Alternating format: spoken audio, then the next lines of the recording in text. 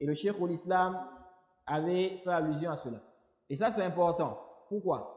Parce qu'aujourd'hui, il y a des gens qui se réclament de la sunna. Ils disent qu'ils sont des gens de la sunna. Mais quand tu regardes leur enseignement là, en réalité, ils n'enseignent pas ce qui permet de différencier l'homme de la sunna de l'innovateur. Il va parler des choses dont tout le monde est d'accord. Ok? De manière générale, la croyance au destin, la croyance aux anges, la croyance aux livres. Ok? Donc, il ne va pas rentrer dans des masaïl qui permettent de distinguer le sunni de l'innovateur. Pourquoi? Parce que il y a des masaïl, on est d'accord même avec les innovateurs. L'innovateur est d'accord avec ça. Ok? Si tu dis Allah est unique, il va te dire oui, Allah est unique. Donc ça ne permet pas. Si quelqu'un aujourd'hui, il enseigne, on donne ça comme exemple. Lui, il enseigne qu'Allah est unique. Ok? Maintenant, il dit qu'il fait partie des gens de la sunna. On lui demande, qu'est-ce qui prouve cela? Il dit, vous ne voyez pas, moi j'enseigne qu'Allah est unique. Ok? On dit ça ne suffit pas.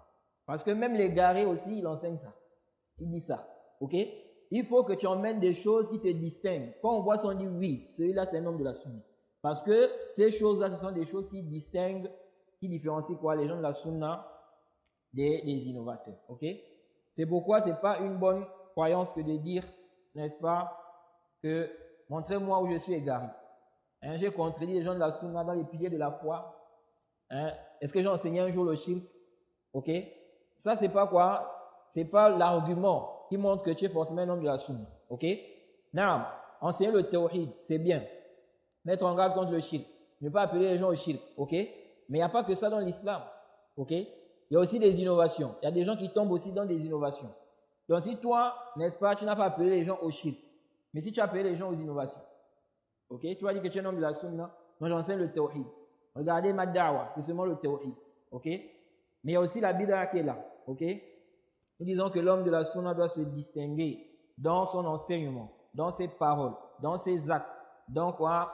Dans sa façon de faire. C'est pourquoi, comme je l'ai dit ici là, les savants, quand ils mentionnent, n'est-ce pas, la croyance résumée là, souvent ils citent quoi? Les choses qui différencient les gens de la sunna des gens du faux. C'est pourquoi si vous voulez bien comprendre le manhaj, ok?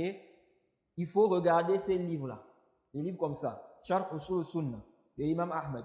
Sharh, n'est-ce pas, Sunnah d'Al-Muzani. Sharh Sunnah de Barbahari. Usul I'tiqadi Ahli Sunnati wal Jama'a. Ok?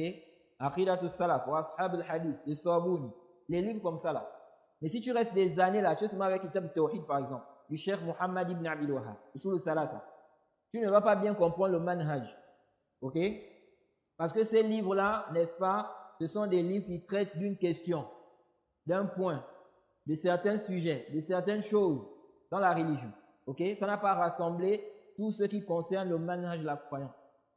Donc c'est pourquoi il faut aussi enseigner ces livres-là. Et malheureusement, ici au Gabon, on ne trouve pas vraiment les gens qui enseignent ce genre de livres.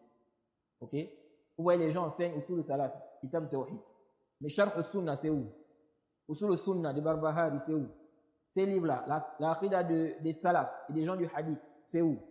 Les gens, n'est-ce pas, généralement n'enseignent pas ces livres-là. Alors que ce sont ces livres-là qui vont vraiment ouvrir les yeux concernant les questions de manhaj. Ok? Nous disons, non, quelqu'un peut être sur le tawhid. Il ne commet pas le shirk. Ok? Mais il est dans des bid'ah. Il a un manhaj qui est corrompu. Ok? Donc il n'y a pas que le tawhid qu'il faut avoir. Il faut aussi être sur la bonne voie.